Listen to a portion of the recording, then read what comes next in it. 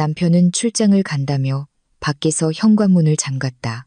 그의 차가 사라지자마자 전신마비인 줄 알았던 의붓아들이 갑자기 휠체어에서 일어나 가스밸브를 잠갔다. 아이는 나를 빤히 쳐다보며 속삭였다. 소리 지르지 마세요. 아빠가 일부러 우리를 태워 죽이려고 했어요. 영상을 시작하기 전에 어느 나라에서 이 영상을 보고 계신지 댓글로 알려주세요. 좋아요와 구독도 잊지 마세요. 고요한 아침, 고급 주택가의 정적을 검은색 제네시스 세단의 부드러운 엔진 소리가 갈랐다. 내 남편 준석은 하늘색 와이셔츠를 한 점의 주름도 없이 완벽하게 차려입고 있었다. 샌다루드와 시트러스가 섞인 그의 값비싼 향수 냄새가 아직 공기 중에 남아 그동안 나를 감싸던 안도감이라는 환상을 만들어내고 있었다. 내가 한 말 기억하지, 보라마, 내 사랑. 준석은 내 이마에 떨어진 머리카락 한 올을 부드럽게 쓸어 올리며 온화하게 말했다. 그의 손은 따뜻했다. 그의 손길은 언제나 나를 세상에서 가장 운 좋은 여자로 느끼게 했다. 이번 부산 출장은 딱 3일뿐이야. 어디 가지 말고. 민준이 상태로는 산책 데리고 나가기도 힘들고 혼자 두면 내가 걱정돼서 나는 순순히 고개를 끄덕였다. 네, 여보. 집에서 민준이 잘 보고 있을게요. 운전 조심해요. 알았어. 준석은 미소 지었다. 2년 전 나를 사랑에 빠뜨렸던 바로 그 미소였다. 부유하고 매력적인 자수성가한 미남이 나 같은 평범한 여자와 결혼하고 싶다고 했다.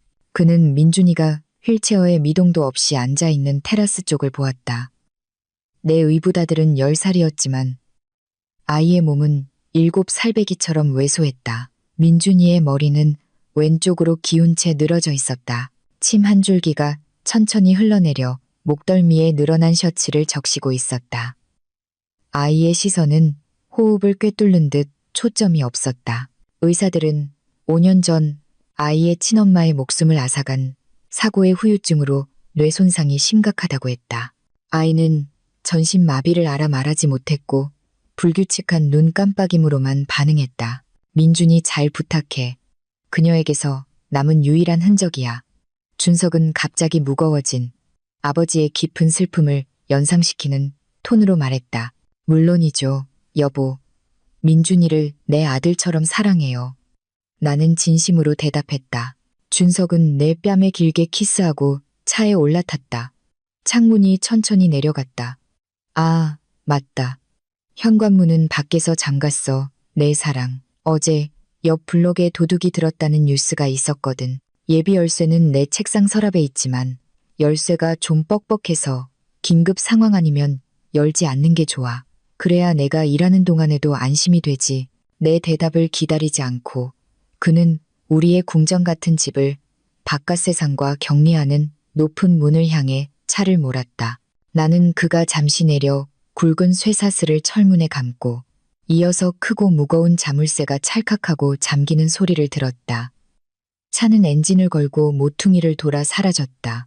정적. 준석이 떠나자마자 거대한 집이 숨막히게 느껴졌다. 나는 갑자기 가슴을 짓누르는 기묘한 불안감을 떨쳐내려 깊은 한숨을 내쉬었다. 아마도 일시적인 분리불안 증후군일 것이다. 남편이 출장을 갈 때 아내가 외로움을 느끼는 것은 당연하다. 나는 몸을 돌려 민준이에게 다가갔다. 가자, 아들, 안으로 들어가자. 바람이 차네. 민준이는 반응이 없었다. 아이의 눈은 여전히 아빠가 방금 잠근 문에 고정되어 있었다. 나는 그의 휠체어를 에어컨이 켜진 넓은 거실로 밀었다. 차가운 대리석 바닥이 우리의 실루엣을 비췄다. 젊은 계모와 자신의 몸에 갇힌 아이. 시계는 오전 10시를 가리키고 있었다. 일상이 시작되었다. 민준이의 기저귀를 갈고 죽을 먹이고 그림책을 읽어주는 것. 준석은 민준이의 시간표에 매우 엄격했다. 그는 사생활 보호를 이유로 우리가 간병인을 고용하는 것을 허락하지 않았다.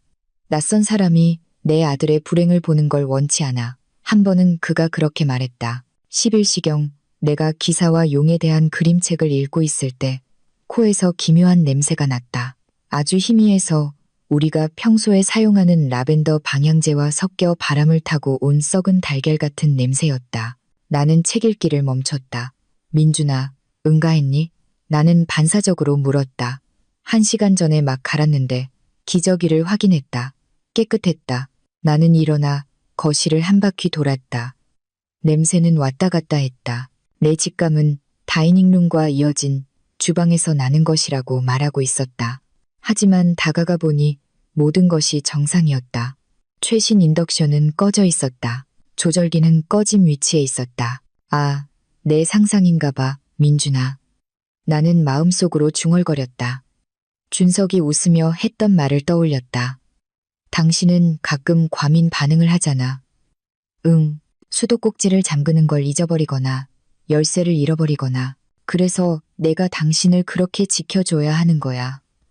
그래, 분명 과민 반응일지도 혹은 외부 하수구 냄새가 환풍구를 통해 들어오는 것일지도. 나는 소파로 돌아와 책을 계속 읽었지만 15분 정도 지나자 머리가 무거워지기 시작했다. 오른쪽 관자놀이에 희미한 통증이 나타나 눈속까지 퍼졌다. 부자연스러운 졸음이 나를 덮치기 시작했다. 눈꺼풀이 뜨거워지고 그것을 뜨고 있는 것이 몹시 힘들었다. 이상하다. 어젯밤에 충분히 잤는데. 나는 민준이를 보았다. 아이는 여전히 미동도 하지 않았지만 무언가 달랐다. 평소 힘없이 늘어져 있던 아이의 팔이 지금은 주먹을 꽉 쥐고 있었다. 아니, 분명 근육 경련일 거야.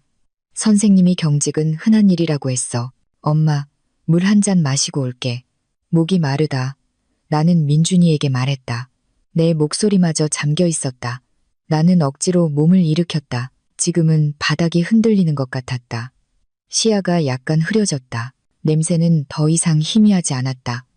지금은 코를 찌를 듯이 강했다. 코를 꿰뚫고 목구멍 깊숙이 파고들었다. 이것은 분명히 하수구 냄새가 아니었다. 가스 냄새였다. 공포가 몸을 타고 올라오는 것을 느끼며 나는 비틀거리는 발을 주방으로 끌고 갔다. 인덕션 아래 수납장에 둔 가스통을 확인해야 해. 심장이 격렬하게 뛰었다. 수납장 손잡이에 손을 뻗을 때 손이 떨렸다. 문을 여는 순간 슈 하는 부드러운 소리가 내 귀에 끔찍하게 울렸다. 가스 냄새가 내 얼굴을 세차게 덮쳤다. 밸브가 비뚤어져 있는 것 같았다. 제대로 연결되지 않았거나 일부러 느슨하게 풀린 것처럼. 세상에, 나는 숨을 참으며 비명을 질렀다. 나는 밸브를 돌리거나 뽑거나 그 치명적인 소리를 멈추게 할 무언가를 하려고 손을 뻗었다. 하지만 머리가 빙빙 돌았다. 몸이 휘청거리고 발은 젤리처럼 변했다. 나는 차가운 주방 바닥에 쓰러졌다. 폐 속의 산소가 급속히 고갈되는 것을 느꼈다. 시야의 가장자리부터 어둠이 침식하기 시작했다. 흐려져가는 의식 속에서 민준이가 떠올랐다. 민준이는 거실에 그대로 있었다. 민준이를 구해야 해. 하지만 나는 손가락 하나 움직일 수 없었다. 나는 무력하게 누워 폭발이나 중독의 형태로 죽음이 나를 덮치는 것을 기다렸다. 눈이 완전히 감기기 직전 휠체어 바퀴가 바닥을 긁는 소리가 들렸다. 그리고 발소리가 들렸다. 질질 끄는 발소리가 아니라 단호하고 빠르며 확실한 발소리였다. 누군가의 그림자가 내 위를 덮었다. 준석이 돌아왔나? 나는 억지로 눈꺼풀을 조금 열었다. 그 실루엣은 가스 밸브 위에 몸을 숙였다. 그의 손은 숙련되게 움직여 밸브를 돌려 딸깍하는 마른 소리를 내며 뽑아 멀리 던져버렸다. 슈 소리가 멈췄다. 그 실루엣은 몸을 돌려 나를 보았다.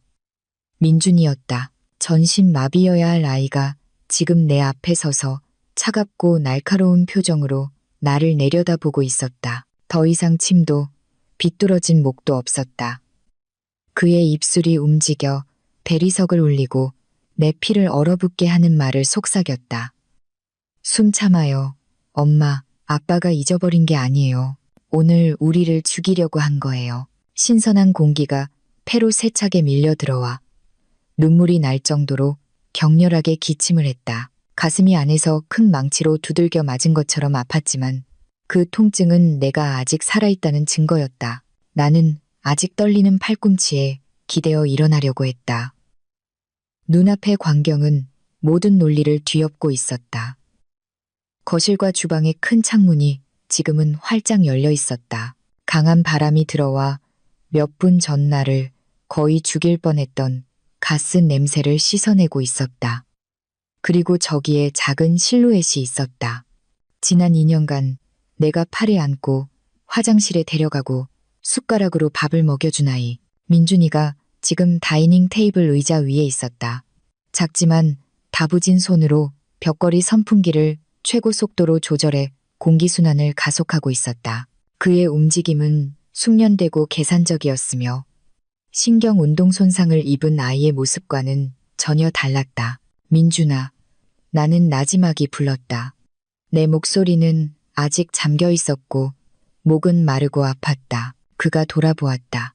매일 보던 공허한 시선과 비뚤어진 턱은 온데간데 없었다. 그의 얼굴은 지금 진지했다. 미간을 찌푸리고 나이에 맞지 않는 무서운 성숙함으로 나를 보고 있었다. 그는 의자에서 완벽하게 착지하며 뛰어내려 냉장고로 재빨리 걸어갔다. 차가운 생수 한 병을 꺼내 열어 내 옆에 무릎을 꿇었다. 마셔요, 엄마. 조금씩. 한 번에 마시면 토할 거예요. 그가 명령했다. 그의 말투는 단정적이고 차분했으며 매우 명료했다. 더듬거리거나 씹는 소리가 없었다. 병을 잡는 내 손은 격렬하게 떨렸다. 나는 그를 유령처럼 쳐다보았다. 가스가 나를 환각에 빠뜨린 걸까? 나는 죽은 걸까? 여기는 저승인가? 걸을 수 있니? 나는 한 모금 마신 후 더듬거리며 물었다. 언제부터? 어떻게 그런 일이? 민준이는 즉답하지 않았다. 그는 일어나 주방으로 가서 손에 무언가를 들고 돌아왔다. 그것은 방금 그가 제거한 가스 호스와 밸브였다. 이것에 집중해요, 엄마. 제 다리에 대한 질문은 나중에 해도 되지만 우리의 목숨은, 그가 냉정하게 말했다. 그는 호스 끝을 내 얼굴 가까이 가져왔다. 이것 보세요. 그의 작은 검지가 금속 클램프를 가리켰다. 이 클램프는 낡고 헐거워진 게 아니에요. 나사에 새로 생긴 긁힌 자국을 보세요. 일자 드라이버로 일부러 느슨하게 푼 거예요. 그리고 밸브 안에 고무 패킹이 없어졌어요. 나는 아직 어지러운 가운데 그의 말을 이해하려고 눈을 가늘게 떴다. 그러니까 아빠가 이것을 제대로 끼우는 걸 잊었다는 거니? 민준이는 코웃음을 쳤다. 그의 순진한 얼굴에는 한 번도 본 적 없는 냉소적인 미소가 입가에 선명하게 그려져 있었다. 아빠는 아무것도 잊지 않아요, 엄마. 아빠는 완벽주의자인 건축가예요.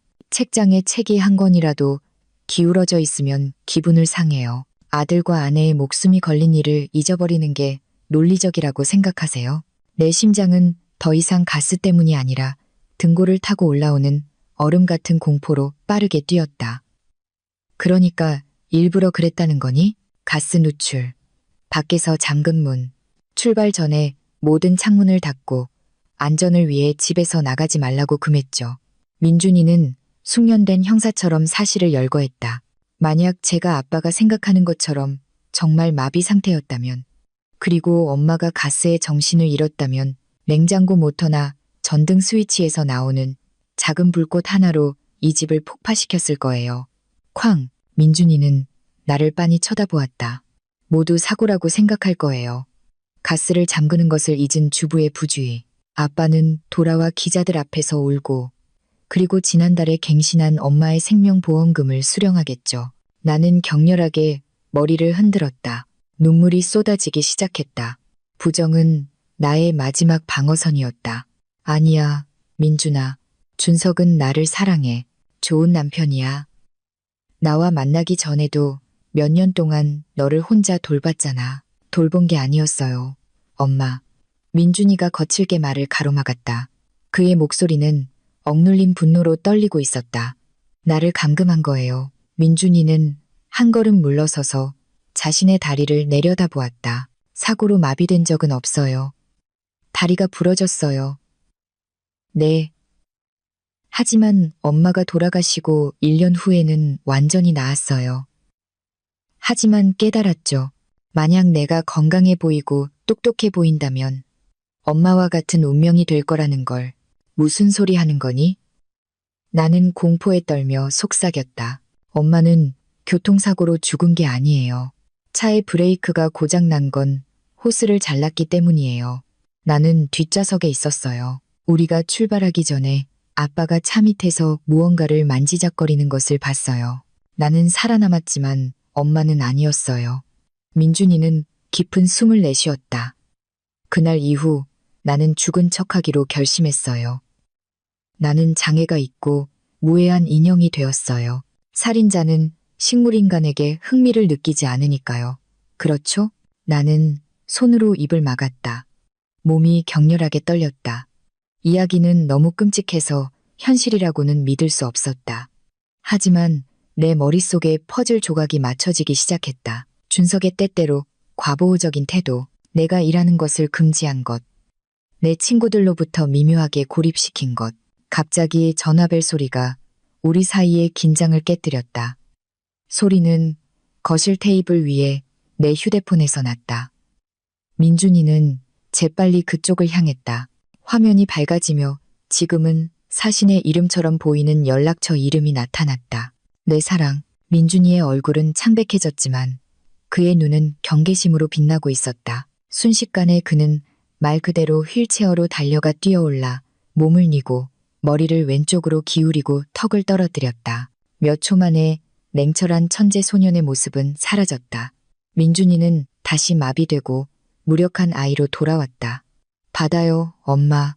민준이가 속삭였지만 그의 입술은 거의 움직이지 않았다. 그의 목소리는 이를 악물어 매우 낮게 나왔지만 권위에 가득 차 있었다.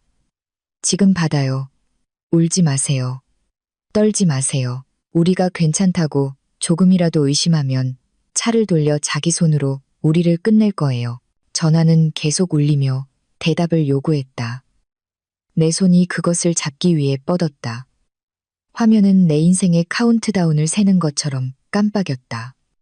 나는 민준이를 보았다. 그는 한 번만 눈을 깜빡였다. 우리의 새로운 비밀 신호였다.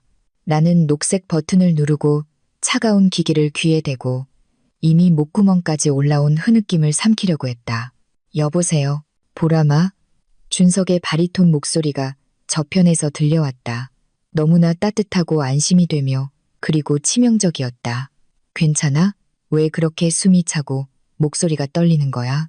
준석의 질문에 내 심장이 터질 것 같았다. 그의 목소리는 너무나 자연스러웠지만 지금 내 귀에는 모든 억양이 내 목을 노리는 단검처럼 들렸다. 민준이는 여전히 휠체어에 비뚤어진 자세로 있었지만 살짝 뜬 그의 왼쪽 눈이 격렬하게 나를 쳐다보며 위험 신호를 보내고 있는 것 같았다. 당신, 틀렸어요. 방금 화장실에서 달려왔어요, 여보. 나는 거짓말을 했다. 내 뇌는 가장 그럴듯한 변명을 찾기 위해 전속력으로 회전하고 있었다. 유리 깨지는 소리가 들렸어요. 옆집 고양이가 주방 창문으로 들어온 것 같아요. 저편에서 잠시 침묵이 흘렀다. 준석의 참을성 있는 숨소리가 들렸다. 그는 믿을까, 안 믿을까? 고양이? 그의 목소리는 약간 실망한 듯했다. 하지만 내가 창문 전부 닫았을 텐데 어떻게 고양이가 들어갔지? 창문 열었어, 보라마? 그 질문은 함정이었다. 내가 창문을 열었다고 하면 그는 가스가 흩어진 것을 알 것이다. 만약 닫혀 있었다고 하면 내가 왜 중독되지 않았는지 의심할 것이다. 아, 완전히 닫혀 있지 않았나 봐요, 여보. 바람에 조금 열렸나 봐요. 나는 그가 아는 보람이처럼 순진하게 들리도록 재빨리 대답했다. 하지만 다시 닫았어요. 걱정 마세요. 아, 그래? 그가 천천히 대답했다. 그럼 쉬어. 가스 점검하는 거 잊지 말고. 자꾸 불길한 예감이 들어서 혹시 가스가 새고 있으면 당신은 가끔 감기 걸리면 냄새를 잘 못 맡잖아. 그는 자신의 알리바이를 심고 있었다. 만약 경찰이 내 불탄 시체를 발견하면 그는 전화로 나에게 경고했다고 증언할 것이다. 하지만 나의 부주의로 네, 여보. 괜찮아요. 당신은 걱정 말고 일해요. 나는 메스꺼움을 억누르기 위해 떨리는 입술로 말했다. 사랑해, 보람아. 나도 사랑해요, 여보. 통화가 끝났다.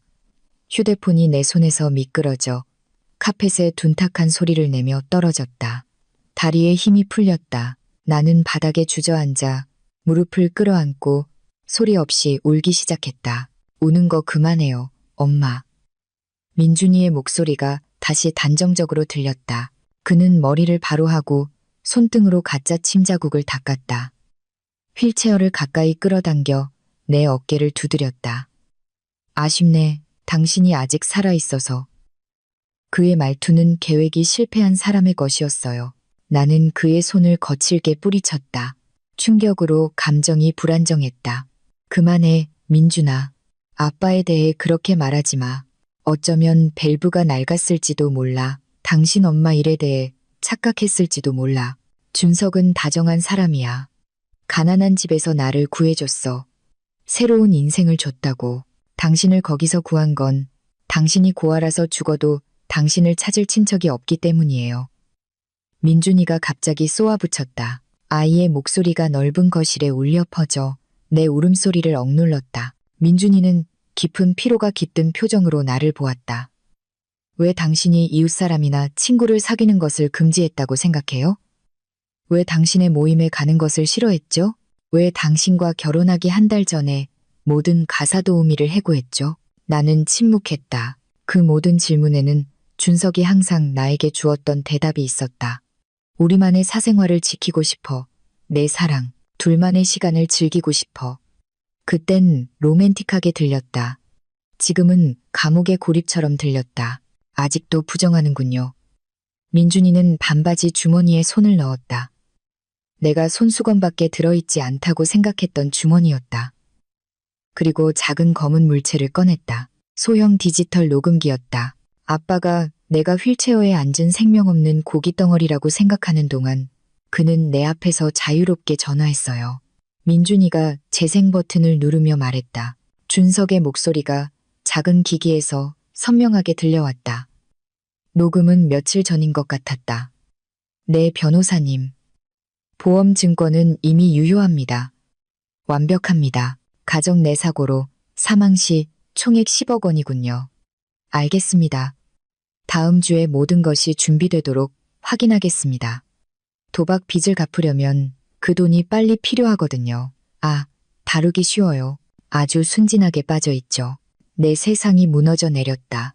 그 호화로운 집의 천장이 내 위로 무너져 내리는 것 같았다. 순진하게 빠져 있죠. 라는 말은 너무나 상처 주는 경멸적인 톤으로 발음되었고 우리가 함께 코미디 프로그램을 볼 때 듣던 그 부드러운 웃음소리가 동반되었다. 내가 숭배하던 남편, 나를 구해줬다고 믿었던 왕자님은 도박빚에 허덕이는 괴물에 불과했다. 메스꺼움이 덮쳤다. 위가 뒤집혔다. 가스 때문이 아니라 나를 덮친 잔혹한 현실 때문이었다. 나를 순진하다고 했어. 나는 공허하게 속삭였다. 아니에요. 민준이가 재빨리 말을 가로막았다. 그는 내 손을 꽉 잡았다. 그의 작은 손은 분명 휠체어를 비밀리에 움직이는 연습으로 거칠어져 있었다. 당신은 순진한 게 아니에요. 단지 너무 착할 뿐이에요. 그리고 나쁜 사람들은 항상 착한 사람들을 이용하죠. 민준이는 벽시계를 보았다. 새로운 문제가 생겼어요. 엄마. 그가 의심하고 있어요. 왜 당신이 중독되지 않았는지. 분명 우리를 감시하고 있을 거예요. 감시라니? 고속도로에 있는데? 나는 정신을 차리려고 혼란스럽게 물었다. 민준이는 방구석의 높은 유리, 장식장 숫자를 가리켰다. 관엽식물의 잎과 꽃 사이에서 작은 점이 빛을 반사하며 반짝이고 있었다. 숨겨진 카메라. 민준이가 나지막이 말했다. 지난주에 설치했어요. 경보용 모션 센서라고 했죠. 거짓말이에요. 그의 휴대폰과 직결된 카메라예요. 피가 얼어붙었다. 나는 본능적으로 카메라 쪽을 볼 뻔했다. 보지 마세요. 민준이가 낮은 목소리로 외쳤다. 그는 내 손을 당겨 내가 머리를 숙이게 했다. 아마 지금쯤 당신이 왜 전화를 받을 수 있었는지 앱으로 보고 있을 거예요. 만약 내가 서 있는 것을 보거나 당신이 완전히 건강한 것을 보면 자신의 계획이 완전히 실패했다는 것을 알 거예요. 어떻게 해야 하지? 나는 패닉에 빠져 물었다. 쇼를 보여주죠. 민준이의 눈이 교활하게 빛났다. 당신이 서서히 죽어가고 있다고 믿게 만들어야 해요. 당분간 돌아오지 않도록 그가 이겼다고 느끼게 하는 거예요. 내가 대답하기 전에 내 휴대폰이 다시 진동했다. 새로운 메시지였다. 나는 떨면서 화면을 보았다. 준석에게서였다. 내 사랑 보람아. 거실 카메라가 새까맣게 보여. 정전됐나? 불 좀 켜봐. 아, 민준이가 괜찮은지 보고 싶어서. 민준이가 내 어깨 너머로 메시지를 읽었다. 그의 얼굴이 굳었다. 우리를 시험하는 거예요. 그가 속삭였다. 정전이 아니에요. 원격으로 적외선 기능을 꺼서 화면을 어둡게 보이게 하는 거예요. 당신을 카메라 앞으로 움직이게 하려는 유인책이에요. 민준이가 나를 보았다. 그리고 재빠른 움직임으로 자신의 셔츠 옷깃을 조금 찢어 흐트러뜨려 보였다. 엄마, 제 뺨을 때려요. 그가 명령했다. 제 뺨을 때리고 소파에 쓰러져요. 가스 때문에 심하게 어지럽고 감정 조절이 안 되는 척해요. 저 카메라 앞에서 나에게 소리 질러요. 지금 내 손이 공중으로 올라갔다. 뼈를 떨게 하는 도덕적인 무거움이 입술에 떨렸고 내 앞에서 민준이는 가슴을 부풀렸다. 그의 눈은 도전적이었고 동시에 애원하듯이 나를 보고 있었다. 해요 엄마. 지금 하지 않으면 우리는 죽어요. 그가 나지막이 말했다. 나는 눈을 감고 입술이 터질 때까지 깨물고 손을 휘둘렀다. 뺨을 때리는 소리가 조용한 방에 울렸다. 내 손바닥은 불타는 듯 했지만 마음은 더 아팠다. 민준이의 얼굴이 옆으로 돌아갔다. 그의 뺨은 즉시 붉어졌다. 순식간에 민준이는 표정을 바꿨다. 입을 크게 벌리고 가슴이 찢어질 듯한 숨 막히고 애처로운 신음이 그의 목에서 터져나왔다. 가짜 눈물 혹은 통증으로 인한 진짜 눈물이 그의 뺨을 타고 흘렀다. 그는 다시 불쌍한 장애아가 되었다. 나는 즉시 내 역할에 몰입했다. 가스로 인한 실제 어지럼증을 연기의 기반으로 삼았다. 나는 모든 공포와 분노를 토해내며 히스테릭하게 외쳤다. 조용히 해, 민준아, 조용히 해. 나는 머리를 감싸고 외쳤다. 나는 숨겨진 카메라가 있는 장식장 앞에서 비틀거리며 걸었다. 머리가 아파. 너 때문에, 이 냄새 때문에 미칠 것 같아. 나는 소파에 쓰러져 불안하게 몸부림치며 쿠션을 내리쳤다. 준석, 도와줘. 머리가 깨질 것 같아. 나는 카메라 마이크가 포착할 수 있을 만큼 충분히 큰 소리로 지리멸렬하게 말했다. 고통스러운 몇 초가 지났다. 테이블 위에 내 휴대폰이 진동했다. 나는 숨을 헐떡이며 그것을 집었다. 내 사랑으로부터의 메시지였다. 보람아, 무슨 일이야? 카메라로 보니 소리 지르고 있던데. 아프면, 어지러우면 소파에서 좀 자. 민준이에게 화내지 마. 불쌍하잖아. 놀라겠다. 문 열지 마. 알았지? 혹시 밖에 나쁜 놈들이 있을지도 몰라. 곧 돌아갈게. 보람아. 하지만 차가 막히네. 나는 떨리는 손으로 메시지를 읽었다. 그는 보았다. 연극을 보았다.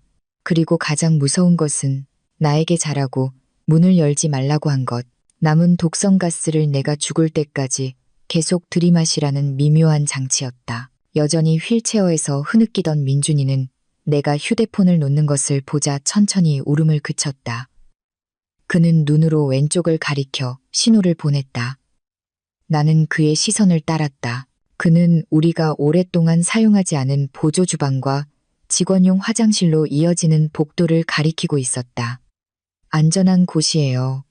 민준이가 소리 없이 속삭였다. 나는 살짝 고개를 끄덕였다. 여전히 연기하며 나는 일어섰다. 토할 것 같아. 나는 큰 소리로 신음했다. 비켜, 민준아. 나는 거실 카메라의 시야에서 벗어난 뒤쪽 복도로 달려갔다. 작고 닫힌 직원용 화장실 문에 도착하자마자 민준이는 이미 휠체어를 전속력으로 굴려 나를 따라잡았다. 우리 둘은 안으로 들어가 민준이는 안에서 잠갔다. 나프탈렌 냄새가 나는 두 평 남짓한 그 방에서 우리의 가면은 마침내 벗겨졌다. 나는 마른 욕조 옆으로 미끄러져 내려가 소리 없이 끝없이 울었다. 미안해, 민준아. 뺨을 때려서 미안해. 민준이는 내 사과를 무시했다. 그는 자신이 직접 개조한 휠체어, 등받이에 숨겨진 주머니에서 얇은 태블릿 PC를 꺼내느라 바빴다. 그의 작은 손가락이 화면 위에서 능숙하게 춤을 췄다. 눈물은 아껴둬요. 엄마, 비록 그의 뺨이 내 손찌검으로 아직 붉었지만 그는 차갑게 말했다. 나중에 필요할 거예요. 지금 이것 보세요. 민준이는 태블릿을 내 얼굴 가까이 가져왔다. 한 달 전에 아빠의 클라우드와 채팅을 해킹했어요. 무언가 꾸미고 있는 건 알았지만 오늘까지 증거를 잡지 못했어요. 이 낡은 태블릿에서 데이터 동기화를 끄지 않는 치명적인 실수를 저질렀어요. 화면에는 메신저 앱이 보였다. 고객이나 동료와의 대화가 아니었다. 레이카 인테리어 디자인이라는 연락처와의 격렬한 대화였다. 내 눈은 글자를 훑었고 각 단어가 큰 망치보다 강하게 내 가슴을 쳤다. 준석, 가스밸브 느슨하게 해서 준비됐어. 그 바보 멍청이는 갇혀있고 나는 지금 출장 가는 척 출발했어. 이 시간 전송신. 레이카, 확실하게 성공할 거지. 자기? 실패하면 더 이상 당신의 미망인이 되는 걸 기다릴 수 없어. 알지? 다음 주 파리행 비행기 표는 이미 예약했단 말이야. 준석, 걱정 마, 자기. 보람이는 순진해서 아무것도 의심 안 해. 만약 가스로 죽지 않으면 기절했을 때 내가 소파 옆 테이블에 둔 아로마 캔들을 일부러 쓰러뜨릴 거야. 집은 잿더미가 될 거고 우리는 보험금을 챙겨 유럽에서 결혼하는 거야. 보람이는 바이바이. 레이카. 정말 나쁘네, 당신. 하지만 그게 좋아. 사랑해. 나의 미래의 억만장자 남편. 준석. 나도 더 사랑해. 조금만 기다려. 1시간 후면 뉴스에서 화재 소식이 나올 거야. 대화 아래에는 레이카가 방금 보낸 사진이 있었다. 붉은 선이 있는 임신 테스트기였다. 레이카, 자기에게 주는 보너스. 주니어가 오고 있어. 내 세상은 말 그대로 어두워졌다. 2년간의 내 사랑, 내 헌신, 그의 아들을 돌보는 내 진심. 이 모든 것이 이런 잔혹한 살인 계획으로 돌아왔다. 그는 돈 때문에 나를 죽이려고 했을 뿐만 아니라 다른 여자와 그녀의 새로운 아이로 나를 대체하기 위해 나를 죽이려고 했다. 그리고 그는 자신의 아들 민준이를 멍청이라고 불렀다. 가슴의 압박감은 더 이상 슬픔이 아니었다. 그것은 다른 무언가로 변했다. 뜨겁고 불타오르며 날카로운 무언가. 나는 화면을 빤히 쳐다보며 지옥 같은 단어 하나하나를 기억에 새겼다. 눈물은 멈췄다. 이전에 거친 숨결이 지금은 차분했지만 무겁고 깊었다. 엄마? 민준이가 나지막이 불렀다.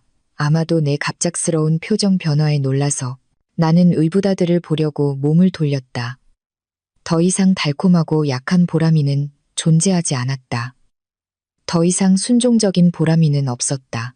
민준아. 내 목소리는 낮고 공포가 아니라 냉철한 복수심으로 떨리고 있었다. 이 태블릿, 지금 우리를 녹화할 수 있니? 민준이는 혼란스럽게 고개를 끄덕였다. 네, 왜요? 나를 녹화해.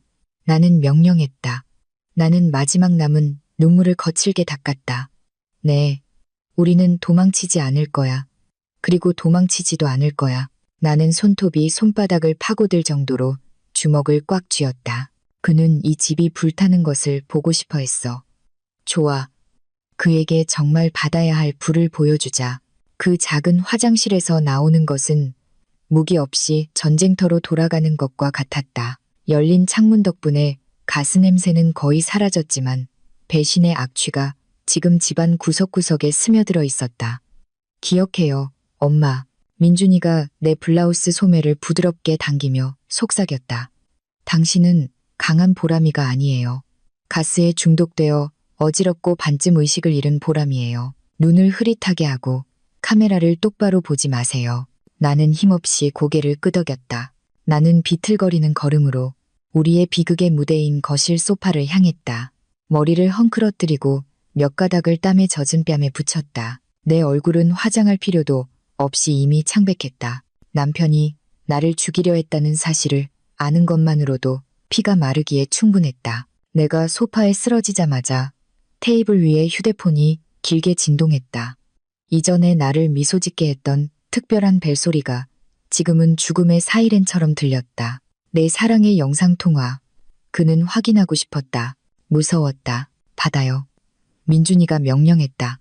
그는 즉시 내 바로 뒤에 휠체어에 위치하고 부서진 인형으로 돌아갔다. 내 손은 녹색 카메라 아이콘을 누를 때 격렬하게 떨렸다. 준석의 얼굴이 화면에 나타났다. 그는 차 안에 있었다.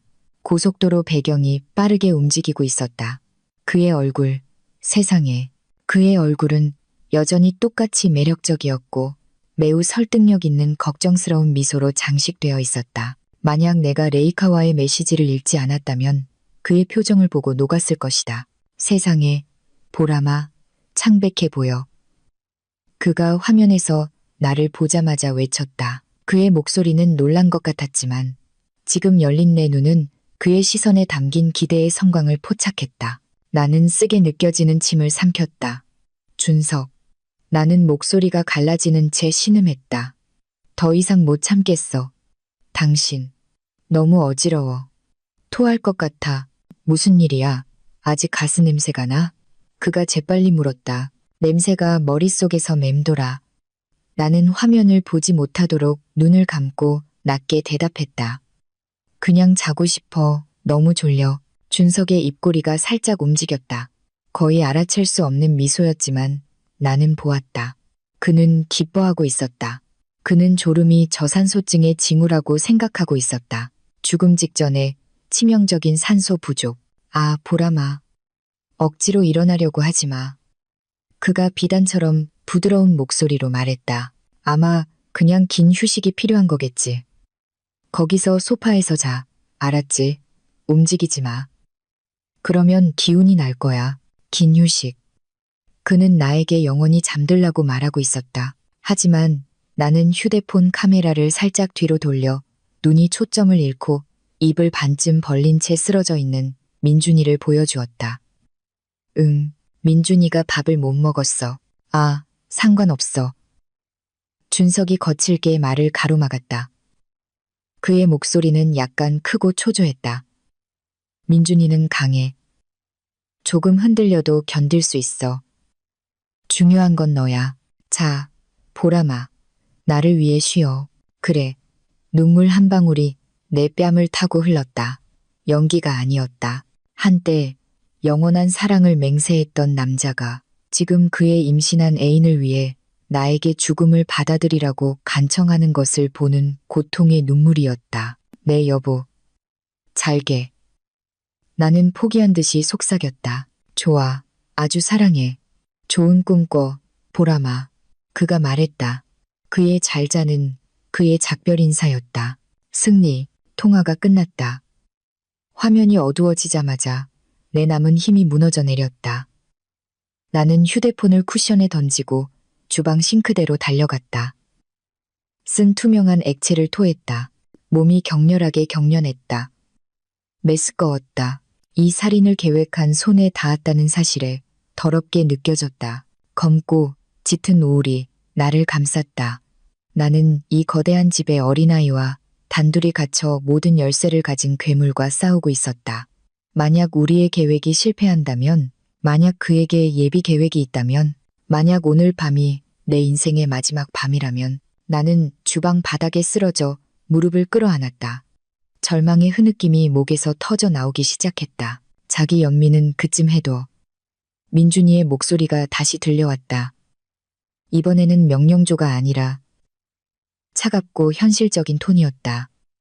그의 휠체어 바퀴가 다가오면서 삐걱거렸다. 그가 감옥에서 썩을 때 실컷 울 수 있어. 지금 일어나. 나는 흐린 눈으로 민준이를 올려다보았다. 무서워, 민준아. 그는 내 남편이야. 어떻게 그런 일이. 왜? 그는 쓰레기야. 민준이가 솔직하게 대답했다. 그는 다시 태블릿을 조작했다. 그의 작은 손가락이 화면 위를 재빨리 미끄러졌다. 내비게이션 앱으로 그의 차 GPS 위치를 추적하고 있어. 지금쯤 멀리 있어야 해. 지금 부산 방향이야. 그는 믿었어. 내가 잔다고 믿었다고 생각해? 네, 그런 것 같아요. 갑자기 민준이의 손가락이 멈췄다. 그의 눈이 동그래졌다. 이전에 평온했던 그의 얼굴이 굳어지고 창백해졌다. 민준아. 무슨 일이야? 나는 공기가 무겁고 짙어지는 것을 느끼며 물었다. 민준이는 침을 삼켰다. 그는 태블릿을 들어 깜빡이는 빨간 점이 있는 디지털 지도를 나에게 보여주었다. 엄마, 그의 목소리가 처음으로 떨렸다. 이 점이 아빠 차예요. 나는 눈을 가늘게 떴다. 그래서 지금 멀리 갔잖아. 아니요. 민준이는 천천히 머리를 흔들었다. 그는 겁에 질려 나를 보았다. 방금 고속도로 첫 번째 출구로 나갔어요. 그리고 지금 점이 방향을 바꿨어요. 이쪽으로 돌아오고 있어요. 내 심장이 순간 멎었다. 그는 알았어. 민준이가 속삭였다. 당신의 연기에서 무언가 그를 납득시키지 못했거나 아니면 영상 통화에서 당신 뒤에 창문이 살짝 열려 있는 것을 눈치챘을지도 몰라. 그는 출장을 가는 게 아니야. 민준이는 벽시계를 보고 나를 보았다. 20분 안에 여기 도착할 거야. 그리고 그가 도착해서 우리가 화재도 없이 살아있는 것을 보면 다시는 가스를 사용하지 않을 거야. 자기 손으로 우리를 끝낼 거야. 20분 후 나는 속삭임으로 비명을 질렀다. 아드레날린이 약해져 있던 내 다리를 타고 흘렀다. 도망쳐야 해, 민준아. 지금 당장 여기서 나가야 해. 뒷마당을 넘거나 아파트 경비원에게 소리치거나 소용없어요, 엄마. 민준이가 나의 맹목적인 패닉에서 나를 끌어내며 외쳤다. 경비실은 1km 떨어져 있어요. 뒷마당 벽은 높고 철조망이 쳐져 있어요. 그리고 정문은 잊었어요. 쇠사슬로 잠갔어요. 우리는 갇혔어요.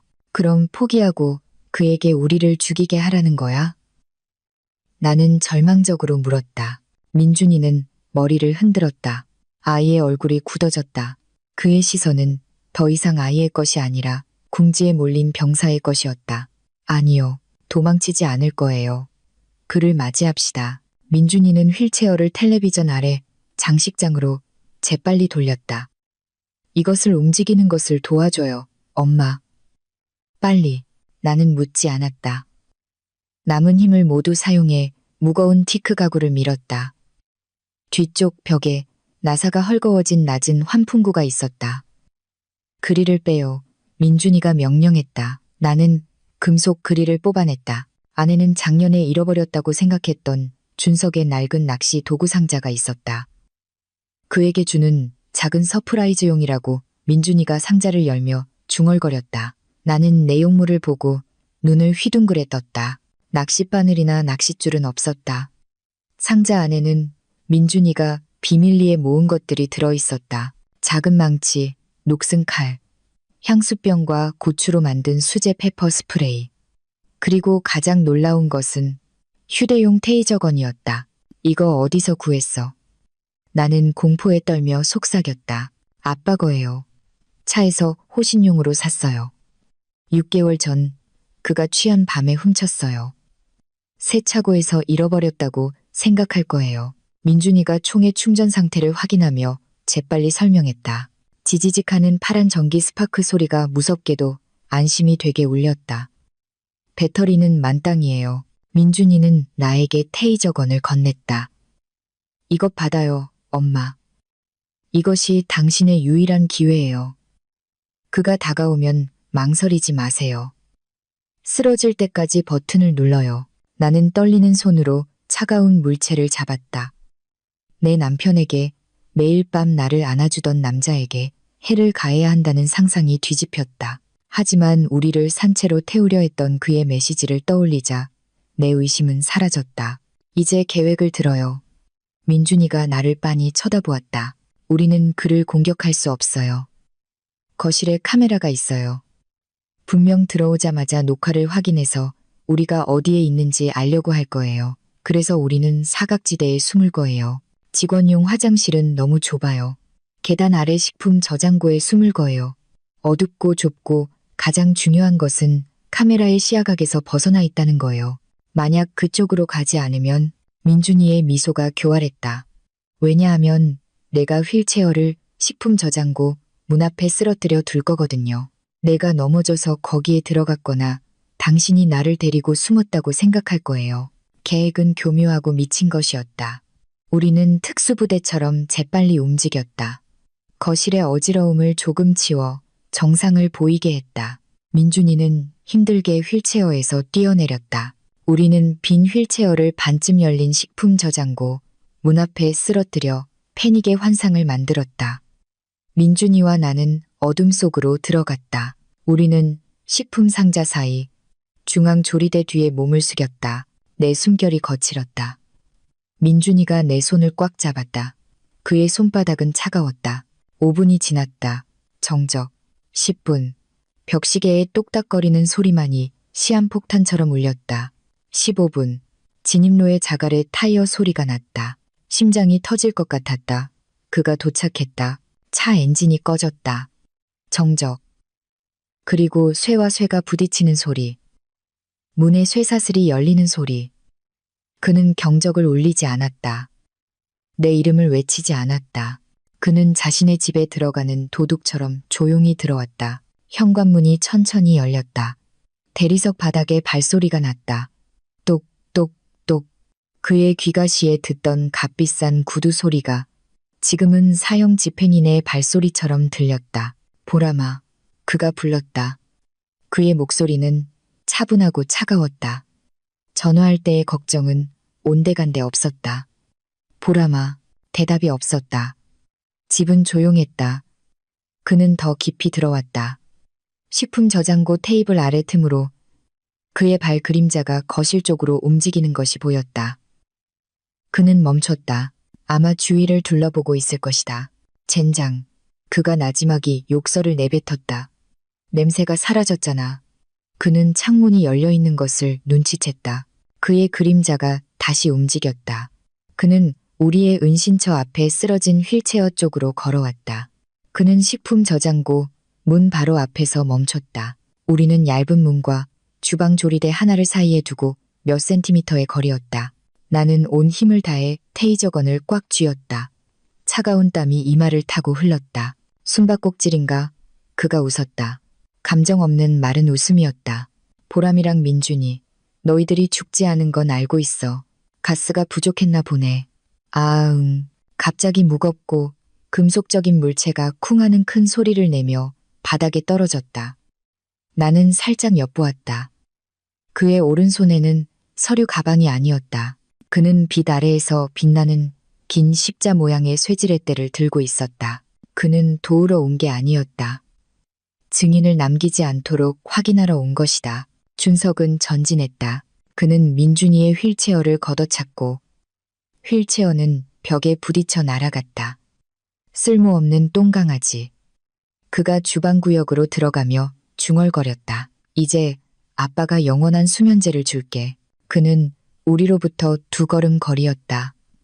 선반을 확인하며 우리에게 등을 돌리고 있었다. 민준이가 나를 팔꿈치로 쳤다. 지금 나는 깊은 숨을 들이쉬고 배신당한 아내와 아들을 지키는 어머니에게 남은 모든 용기를 모았다. 나는 은신처에서 일어섰다. 오른손의 테이저건이 날카로운 지지직하는 소리를 내며 울렸다. 여기야, 준석. 나는 외쳤다. 준석은 놀라 눈을 휘둥그레 뜨며 돌아섰다. 그의 손에 쇠지렛대가 올라갔지만 그가 그것을 휘두르기 전에 나는 그에게 달려들었다. 날카롭고 무서운 지지직 소리가 주방을 가득 채웠고 이어서 내 입에서 나오지 않을 고통의 비명이 터져 나왔다. 테이저건은 준석의 목에 붙어 있었다. 허가받은 남자의 몸이 격렬하게 경련했다. 그의 눈은 흰자위를 보였고 목에 혈관이 부풀어 올랐으며 그가 들고 있던 쇠지렛대가 큰 소리를 내며 바닥에 떨어졌다. 준석은 잘린 나무처럼 쓰러져 그의 몸은 둔하고 고통스러운 소리를 내며 바닥에 부딪혔다. 나는 숨을 헐떡이며 한 걸음 물러섰다. 손이 너무 떨려서 무기를 떨어뜨릴 뻔했다. 나는 여전히 몸이 경련하며 약하게 신음하는 남편의 몸을 보았다. 미안해, 여보. 나는 반사적으로 속삭였다. 하지만 순종적이고 바보였던 아내의 오랜 습관이 아직 남아있었다. 그를 다치게 한 것에 죄책감을 느꼈다. 사과하지 마요. 한 번 더 해요. 엄마. 의식을 잃을 때까지. 민준이가 뒤에서 외쳤다. 민준이의 외침은 나를 현실로 되돌렸지만 한순간 늦었다. 내가 두 번째 충격을 가하려고 전진하려 할 때 준석의 손이 번개처럼 움직여 내 발목을 잡았다. 그의 악력은 강철의 족쇄 같았다. 이 암캐 같은 년. 그가 거칠고 섬뜩한 목소리로 중얼거렸다. 준석은 내 다리를 당겨 나를 끌어당겼다. 나는 균형을 잃고 뒤로 넘어졌다. 뒤통수가 타일 바닥에 부딪혔다. 시야가 별들로 가득 찼다. 테이저건이 내 손이 닿지 않는 곳으로 날아갔다. 준석은 분노로 붉어진 얼굴로 비틀거리며 일어나려고 했다. 그의 눈은 순수한 사리로 나를 보고 있었다. 죽어, 보라마. 나는 눈을 감고 피할 수 없는 공격으로부터 보호하기 위해 손을 들었다. 아, 갑자기 액체가 분사되는 소리가 나고 이어서 즉시 공기를 가득 채우는 매운 냄새가 났다. 아, 내 눈. 준석은 히스테릭하게 외치며 내 발목을 놓고 바닥을 구르며 얼굴을 잡았다. 그리고 민준이가 거기에 있었다. 물과 고추를 섞은 향수병을 들고 그는 아버지의 얼굴에 무자비하게 분사하며 계속 버튼을 눌렀다. 달려요, 엄마. 2층으로 빨리. 민준이가 명령했다. 나는 1초도 낭비하지 않았다. 아드레날린이 내 머리의 통증을 압도했다. 나는 일어나 민준이의 작은 손을 잡고 주방에서 뛰쳐나왔다. 우리는 웅장한 나선형 계단을 급히 올랐다. 우리 뒤에서 준석은 상처 입은 짐승처럼 포효하며 일시적으로 눈이 멀어 가구와 의자에 부딪혔다. 내가 죽여버릴 거야. 너희 둘 다 갈기갈기 찢어버릴 거야. 그의 위협이 집 전체에 울렸다. 우리는 2층에 도착해 침실로 직행했다. 나의 거짓된 행복의 무언의 증인이었던 방이었다. 나는 뜨거운 티크 문을 쾅 닫고 이중 잠금을 걸었다. 그것으로 만족하지 않고 나는 무거운 화장대를 끌어 문을 막았다. 우리의 거친 숨결이 조용한 방에 울렸다. 나는 침대에 기대어 바닥에 주저앉았다. 몸이 통제 불능으로 떨렸다. 공포가 다시 찾아왔다. 이번에는 더 격렬하게. 우리는 갇혔다. 이 방의 창문에는 고정된 쇠창살이 있었다. 유일한 출구는 지금 막은 문이었다. 그리고 그 문 뒤에는 환한 괴물이 있었다. 우리는 죽을 거야, 민준아. 우리는 죽을 거야. 나는 무릎을 끌어안고 지리멸렬하게 말했다. 그가 문을 부술 거야. 우리를 천천히 죽일 거야. 그리고 민준이가 절뚝거리며 다가왔다. 그의 작은 발은 맨발로 달려 타박상을 입고 있었다. 그는 울지 않았다. 그는 진지하게 나를 보았다. 포기하는 거예요? 그가 차갑게 물었다. 우리에게는 더 이상 무기가 없어. 테이저건은 아래에 두고 왔잖아. 나는 흐느꼈다. 민준이는 깊은 숨을 내쉬고 나를 얼어붙게 하는 행동을 했다. 그는 내 뺨을 때렸다. 강하지는 않았지만 놀라서 울음을 그칠 정도였다. 나를 봐요, 엄마. 그가 외쳤다. 나를 봐요. 나는 그 10살배기의 눈을 보았다. 어머니의 죽음에 대한 수년간의 복수심이 깃든 눈이었다. 보람이는 주방에서 죽었어야 했어. 만약 아직도 열정적으로 기다리는 약한 여자라면 말이야. 우리는 오늘 밤 죽을 거야. 아빠는 멈추지 않을 거야. 그는 이미 내 다리가 정상이라는 것을 봤어. 당신이 그의 계획을 알고 있다는 것도 알고 있어. 되돌아갈 수 없어. 민준이는 막힌 문을 가리켰다. 저 문 뒤에는 더 이상 당신의 남편은 없어. 당신의 돈을 원하는 낯선 남자야. 그가 당신을 애인 앞에서 순진하다고 부른 남자야. 순진하다고 불리는 것을 허락할 거야? 쓰레기처럼 태워지는 것을 내버려 둘 거야? 그의 말은 내 안에 무언가에 불을 지폈다.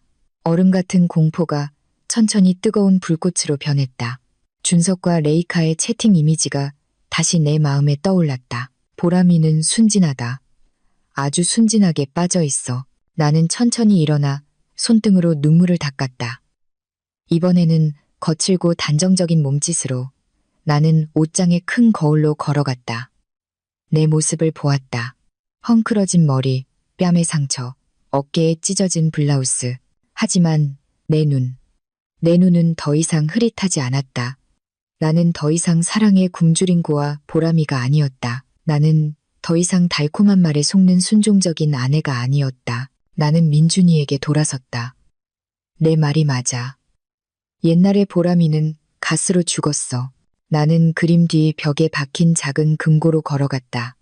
민준아, 비밀번호 기억하니? 당신 아빠와 친엄마의 결혼기념일.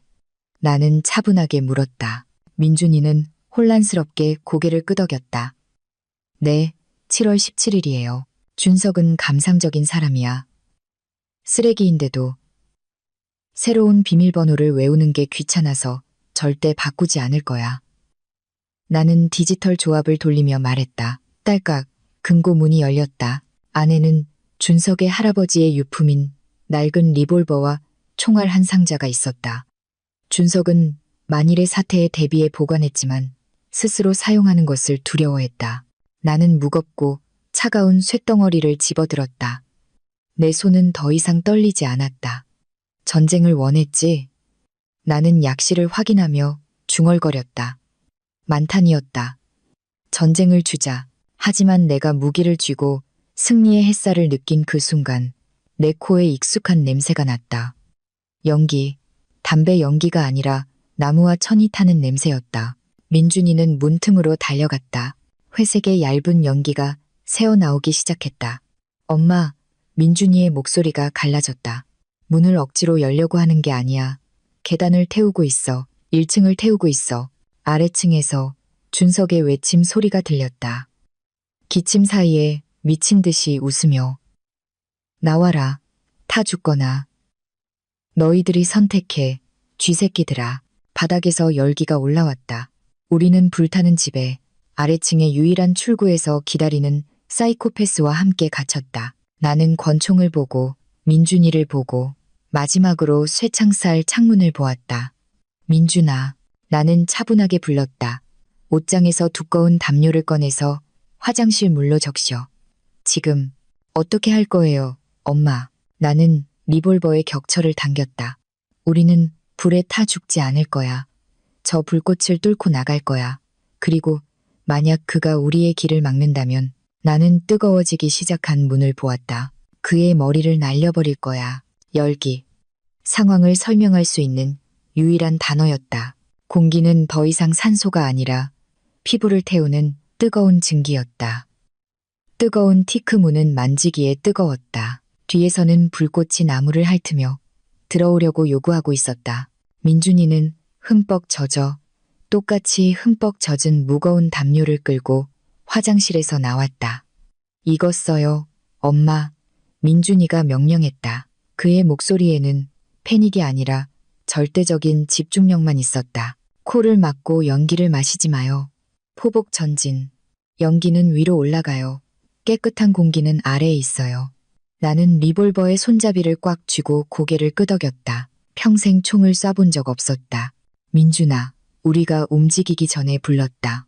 만약 내가 실패하면, 만약 방아쇠를 당기지 못하면 너는 달려서 걱정하지 마. 그리고 민준이는 나를 보고 그의 젖은 손이 내 뺨을 쓰다듬었다. 실패하지 않을 거예요. 그가 당신을 순진하다고 불렀을 때의 얼굴을 상상해요. 가스 밸브를 느슨하게 풀었을 때의 얼굴을 상상해요. 죽이기 위해서가 아니라 살아남기 위해 방아쇠를 당겨요. 나는 깊은 숨을 들이쉬고 단호하게 고개를 끄덕였다. 우리는 문으로 움직였다. 민준이가 셋을 세는 동안 화장대를 밀어내고 열쇠를 돌려 문을 열었다. 훅 검은 연기가 한꺼번에 밀려 들어왔다. 눈이 따가웠다. 기침이 나오기 시작했지만 젖은 천으로 코를 막았다. 바닥으로 민준이가 외쳤다. 우리는 바닥에 엎드려 방 밖으로 기어 나왔다. 2층 복도는 작은 지옥이었다. 계단 근처 복도 끝에 카펫이 불타고 있었다. 불꽃은 벽지를 타고 올라가고 있었다. 하지만 가장 무서운 것은 아래층의 침묵이었다. 준석은 더 이상 외치지 않았다. 그는 기다리고 있었다. 우리는 거실을 내려다보는 계단 난간으로 천천히 기어갔다. 1층은 연기로 가득 차 있었지만 불은 주방 구역과 계단 아래에 집중되어 있었다. 나는 난간 사이로 엿보았다. 아래 계단 아래에 준석이 있었다. 연기 속에서 그는 더 이상 쇠지렛대를 들고 있지 않았다. 지금 그의 오른손에는 큰 식칼이 쥐어져 있었다. 그는 우리를 기다리고 있었다. 유일한 출구를 막고 있었다. 아래에 있어. 나는 민준이에게 속삭였다. 식칼 들고 있어. 계단을 내려갈 수 없어. 우리가 사정거리에 들어갈 거야. 그렇지 않아요. 민준이가 대답했다. 만약 총을 놓치면 다시 조준하기 전에 그가 덮칠 거야. 민준이의 눈이 주위를 재빨리 훑으며 분석했다. 그의 시선은 준석이 있는 바로 뒤 로비 위에 매달린 거대한 크리스탈 샹들리에에 고정되었다. 샹들리에의 쇠사슬은 우리 층의 천장들보에 고정되어 있었고 그 고리는 복도의 작은 서비스 캐비닛 안에 숨겨져 있었다. 엄마, 민준이가 눈에 장난기 어린 빛을 띠고 속삭였다. 우리가 내려가서 그와 싸울 필요 없어. 하늘을 그에게 떨어뜨리자. 서비스 캐비닛은 겨우 2미터 거리였다. 잠겨 있어. 나는 말했다. 나에게는 안 잠겨 있어. 민준이가 주머니에서 구부러진 철사를 꺼냈다. 나는 8살 때부터 이 집의 모든 자물쇠를 여는 법을 배웠어. 민준이는 캐비닛으로 기어갔다. 연기는 더 짙어졌다. 나는 준석을 감시하며 아래로 총을 겨누었다. 손이 떨렸다. 가벼운 딸깍 소리가 났다. 캐비닛 문이 열렸다. 안에는 50kg의 샹들리에를 지탱하는 쇠사슬의 받침대가 큰 너트로 볼트에 고정되어 있었다. 너트가 녹슬었어. 민준이가 중얼거렸다. 도구가 필요해. 나는 딱딱한 나무 손잡이에 권총을 건네려 했다. 아니, 당신은 감시해. 그가 나를 보면 쏴. 민준이는 콘솔에서 작은 장식품을 가져와 너트를 두드리기 시작했다. 탕탕, 금속 소리가 아래층에 울렸다. 준석이 머리를 들었다. 어이, 쥐새끼들이 죽기 전에 리모델링이라도 하나. 그가 거친 목소리로 외쳤다. 거기서 뭐 하는 거야? 준석이 올라오기 시작했다. 한 단, 두 단. 민준아, 그가 올라와. 나는 패닉에 빠져 외쳤다. 거의 다 됐어. 민준이가 온 힘을 다해 너트를 두드렸다. 탕, 준석은 발걸음을 빨리 했다. 그의 얼굴은 공포의 가면이었다. 가벼운 화상, 부은 눈, 그리고 사이코패스의 미소. 식칼이 빛에 반짝였다. 아빠가 간다. 민준아, 보라마. 그가 노래하듯이 말했다. 그는 우리로부터 겨우 5미터 거리였다. 다른 선택지는 없었다. 나는 일어나 그의 가슴을 똑바로 겨누었다. 너, 멈춰. 나는 외쳤다. 준석은 멈춰. 권총을 보고 웃기 시작했다. 내가 쏠 거야? 그는 머리를 흔들었다. 보라마, 주방 칼만 들어도 손이 떨리는 네가 저 방아쇠를 당길 배짱이 있다고 생각해? 저건 낡은 권총이야. 방아쇠를 당기려면 닭목을 조르는 힘이 필요해. 총알이 나가기 전에 내가는 손가락이 부러질 거야. 그는 다시 전진했다. 그는 마지막 심리전을 사용하고 있었다. 젠장. 내 손이 떨리고 있었다. 의심이 나를 덮쳤다. 민준아, 빨리. 나는 외쳤다. 빠졌어. 민준이가 외치는 것과 동시에 쿵 하는 큰 소리가 났다. 총성이 아니었다. 쇠볼트가 부러지는 소리였다. 샹들리에를 지탱하던 쇠사슬이 풀렸다. 준석은 눈을 휘둥그레 뜨고 위를 보았다. 중력이 작용했다.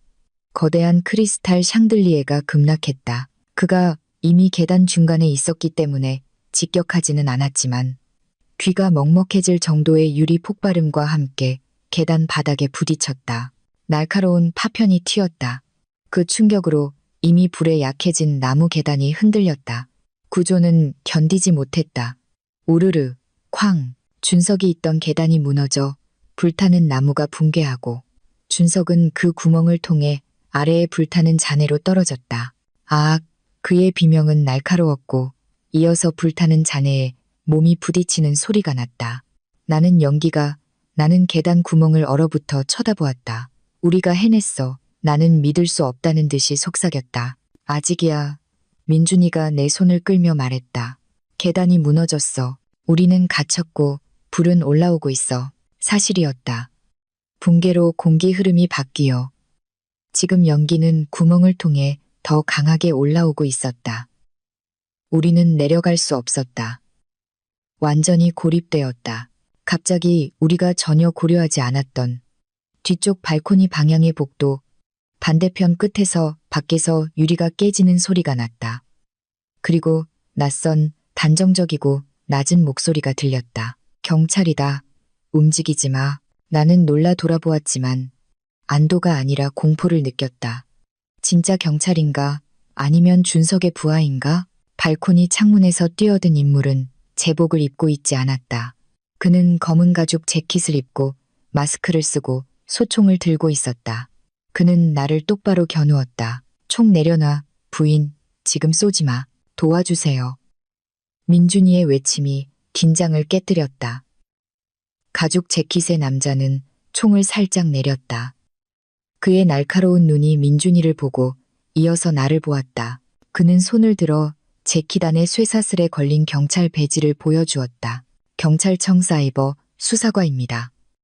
10분 전에 민준군이 우리 사이버 범죄 수사대에 구조 신호와 실시간 위치를 보냈습니다.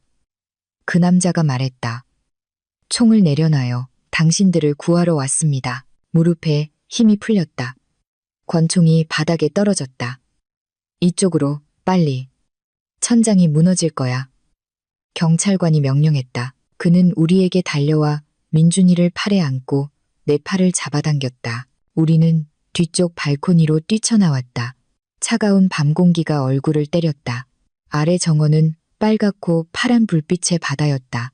소방차, 경찰차, 구급차, 우리는 소방관이 펼친 비상사다리를 내려왔다. 내 발이 잔디에 닿자마자 몇 명의 구급대원이 우리에게 달려와 따뜻한 담요로 덮었다. 다친 곳은 없으세요, 부인. 한 간호사가 내 상처를 살피며 물었다. 나는 불타는 집을 빤히 쳐다보며 머리를 흔들었다. 불타오르는 현관문에서 비틀거리는 실루엣이 나왔다. 준석이었다. 그의 값비싼 옷은 피부에 달라붙은 불탄 누더기였다. 그의 매력적인 얼굴은 붉고 물집이 생겼으며 그을음으로 검게 변해 있었다. 그는 살아있는 시체처럼 보였다. 보라마, 그의 외침은 고통이 아니라 순수한 분노였다. 그는 구급차 옆에 나를 보았다. 미친 아드레날린이 그에게 고통과 수십 명의 경찰을 무시하게 했다. 그는 절뚝거리며 나에게 달려왔다. 그의 손에는 식칼이 여전히 굳게 쥐어져 있었다. 멈춰, 무기 내려놔. 경찰들이 일제히 외쳤다. 준석은 그들을 무시했다. 그의 붉고 부은 눈은 나만 보고 있었다. 내가 모든 것을 망쳤어. 내 보험금, 내 인생. 그가 수십 명의 증인 앞에서 포효했다. 조용히 죽었으면 좋았을 텐데. 저 똥강아지랑 같이 타 죽었으면 좋았을 텐데. 이웃들은 그의 자백을 듣고 공포의 비명을 질렀다. 상황은 혼란스러웠다. 구급차에 앉아있던 민준이가 갑자기 뛰어내렸다. 더 이상 연기하지 않았다. 그는 단호한 걸음걸이로 경찰의 통제선을 뚫고 내 앞에 서서 작은 팔을 벌려 나를 보호했다. 준석은 그 광경에 놀라 그 자리에 멈췄다. 너, 준석의 목소리가 갈라졌다. 걸을 수 있는 거야? 민준이는 턱을 들고 아버지를 보았다. 네, 공포는 없고 깊은 경멸뿐이었다. 네, 아빠, 걸을 수 있어요. 민준이가 명확하고 큰 목소리로 대답했다. 달릴 수도 있고, 말할 수도 있고, 당신의 모든 살인 계획을 녹음할 수도 있어요. 민준이는 태블릿을 들었다. 화면이 경찰차의 스피커에 무선으로 연결되어 밝아졌다. 준석과 레이카의 대화 녹음이 주택가 전체에 울려 퍼졌다. 보람이는 순진하다. 우리는 보험금을 챙겨 유럽에서 결혼하는 거야. 보람이는 바이바이. 모두가 침묵했다. 이웃들의 얼굴에 공포가 퍼졌다. 준석은 화상 아래에서 창백해져 한 걸음 물러섰다. 그의 비밀이 드러났다. 그는 처음으로 애원하며 나를 보았다. 보람아, 내 사랑. 저건 농담이었어. 나는 한 걸음 앞으로 나아가 민준이를 지났다. 나는 한때 사랑했던 남자의 눈을 똑바로 보았다. 보람이라고 부르지 마. 나는 얼음처럼 차가운 목소리로 말했다. 당신이 결혼했던 그 바보 같은 여자는 저기서 죽었어. 여기 있는 건 당신이 죽을 때까지 감옥에서 썩도록 할 증인이야. 준석이 히스테릭하게 외쳤다. 그는 다시 시칼을 들었다. 나에게 향한 마지막 자살 공격이었다. 빵! 경찰의 경고 사격이 하늘에 울렸지만 그것은 더 큰 다른 폭발음에 묻혔다. 쾅! 그 모든 악몽의 근원이었던 주방의 가스통이 마침내 열에 굴복했다. 폭발이 집을 흔들었다. 충격파가 준석의 등을 쳐 그를 경찰관들 무리 앞에 얼굴부터 쓰러뜨렸다. 천장이 무너져 내려 밤하늘에 불기둥을 쏘아 올렸다. 집은 파괴되었다. 끝. 준석은 움직이지 못하고 바닥에서 신음했다. 경찰들이 그에게 달려가 물집이 생긴 손목에 차가운 수갑을 채웠다. 박준석 씨, 살인미수, 보험 사기, 가정 내 폭력 혐의로 체포합니다. 나는 그들이 내 남편을 동물처럼 경찰차로 끌고 가는 것을 조용히 지켜보았다. 그는 마지막으로 나를 보았다. 그의 시선은 공허하고 부서지고 패배했다. 나는 시선을 피하지 않았다. 그가 사라질 때까지 쳐다보았다. 작은 손이 내 손을 잡았다. 나는 아래를 보았다. 민준이가 나에게 희미하게 미소 짓고 있었다. 끝났어요, 엄마. 그가 속삭였다. 나는 그를 세게 껴안았다. 그래, 아들, 끝났어. 하지만 내 눈이 군중을 훑는 동안 내 시선은 길가에 멈춘 빨간 세단에 고정되었다. 반쯤 열린 창문으로 선글라스를 낀 여자가 긴장하며 우리를 보고 있는 것을 보았다. 그녀의 손은 부풀어 오른 배에 놓여 있었다. 레이카. 그녀는 모든 것을 보았다. 그리고 우리의 시선이 마주쳤을 때 그녀는 재빨리 창문을 올리고 그 자리를 도망쳤다. 나는 눈을 가늘게 떴다. 준석의 죄는 청산되었지만 저 여자와 우리의 문제는 아직 끝나지 않았다. 6개월 후 판사의 망치 소리는 어떤 음악보다 달콤하게 들렸다. 본 법정은 피고 박준석에 대해 살인미수 및 보험사기죄로 유죄를 선고합니다. 피고에게 징역 20년을 선고합니다. 법정은 웅성거림으로 가득 찼다. 카메라 플래시가 피고석에 주저앉은 남자에게 향했다. 준석은 더 이상 왕자님처럼 보이지 않았다. 얼굴의 절반은 흉터로 덮여 있었다. 그의 절뚝거림은 심각했다. 아이러니하게도 아들의 마비를 연기했던 그는 지금 진짜 장애인이 되었다. 그는 나를 보았다. 그의 패배한 눈이 내 눈과 마주쳤다. 내 시선에는 증오가 아니라 차가운 허무뿐이었다. 내 옆에는 민준이가 작은 정장을 입고 똑바로 앉아 있었다. 교도관들이 그의 아버지를 데려갈 때 그는 내 손을 꽉 잡았다. 우리 옆을 지날 때 준석이 멈췄다. 보람아. 그의 목소리는 부서진 속삭임이었다. 민준이 잘 부탁해. 나는 희미하게 미소 지었다. 말 안 해도 그럴 거야. 왜냐하면 나는 그의 엄마니까. 당신이 생각했던 그 바보 같은 아내가 아니라 그의 진짜 엄마. 준석은 고개를 숙였고 그가 끌려가기 전에 그의 부서진 뺨을 눈물 한 방울이 타고 흘렀다. 밖으로 나올 때 우리는 레이카와 마주쳤다. 2명의 경찰관이 그녀를 덮치려 하고 있었다. 그녀는 주황색 죄수복을 입고 있었다. 그녀의 임신한 배는 두드러졌다. 그녀는 수갑을 차고 있었다. 우리를 보자 그녀는 무너져 내렸다. 보람씨, 그녀가 흐느꼈다. 제발 도와주세요. 준석이 시킨 거예요. 이 아이는 죄가 없어요. 증언을 철회해 주세요. 제발. 나는 그녀를 위아래로 훑어보았다. 옛날의 보람이라면 동정했을 것이다. 하지만 나는 그녀의 메시지를 떠올렸다. 내 죽음을 계획하며 웃고 있던 나는 다가가 그녀의 귀에 속삭였다. 아이는 죄가 없어, 레이카. 하지만 그 엄마는 탐욕스러운 괴물이야. 감옥에서 임신을 즐겨 그리고 걱정 마. 죄는 절대 주소를 잘못 찾지 않으니까. 파리행 비행기표는 취소됐지만 분명 서울 구치소행표는 남아있을 거야. 레이카는 끌려가면서 비명을 질렀다. 한 달 후, 오후의 바람이 나의 새로운 보금자리인 작은 투룸 빌라의 테라스에 불었다. 잔디밭에서는 민준이가 우리가 방금 입양한 골든 리트리버 강아지와 놀고 있었다. 그의 웃음소리는 순수한 활력이었다. 엄마, 보세요. 그가 손을 흔들며 외쳤다. 그가 내 옆에 앉았다. 오늘 밤은 뭘 축하할 거예요? 나는 큰 봉투를 꺼냈다. 안에는 새로운 출생 증명서와 나의 입양 판결문이 들어 있었다.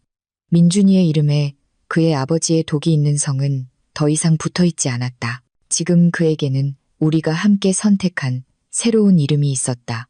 이것을 축하할 거야. 나는 말했다. 오늘부터 너는 법적으로 내 아들이야. 의붓이 아니라 그냥 우리 둘. 그리고 민준이는 자신의 새로운 이름을 불렀다. 그의 입술이 떨렸다. 시스템을 해킹하고 수제 무기를 만드는 천재 소녀는 다시 작고 왜소한 아이가 되었다. 그는 온 힘을 다해 나를 껴안았다. 고마워요, 엄마. 고마워요. 나를 포기하지 않아줘서 고마워요. 그가 내 뺨에 기대어 흐느꼈다. 나를 구해줘서 고마워요. 나는 그의 머리를 쓰다듬었다. 내가 너에게 고마워, 아들. 나는 속삭였다. 내가 나를 구했어, 아들. 내가 나를 긴 잠에서 깨워줬어. 내 휴대폰이 진동했다. 뉴스 알림이었다. 아내 살인미수 건축가 박준석 교도소에서 사망 발견, 유서 남겨. 나는 순간 얼어붙었다. 민준이가 화면을 보았다. 침묵. 나는 휴대폰 화면을 끄고 테이블에 엎어놓았다. 눈물도 슬픔도 없었다. 끔찍한 책의 완전한 끝맺음뿐이었다. 안으로 들어가자, 민준아. 나는 그에게 손을 내밀며 말했다. 배고프다. 내가 아주 좋아하는 된장찌개 끓여줄게. 문 잠그는 거 잊지 마. 민준이는 나를 보고 밝게 웃으며 내 손을 잡았다. 알겠습니다, 엄마. 이번에는 이 집에 부서진 자물쇠는 더 이상 없을 거예요. 우리는 따뜻하고 밝은 집으로 들어갔다. 어두운 과거의 문을 닫고 마침내 정말 우리의 것이 된 인생의 문을 열면서 이 영상을 시청해 주셔서 감사합니다. 어느 나라에서 보고 계셨는지 댓글로 알려주세요. 좋아요와 구독도 잘 부탁드립니다.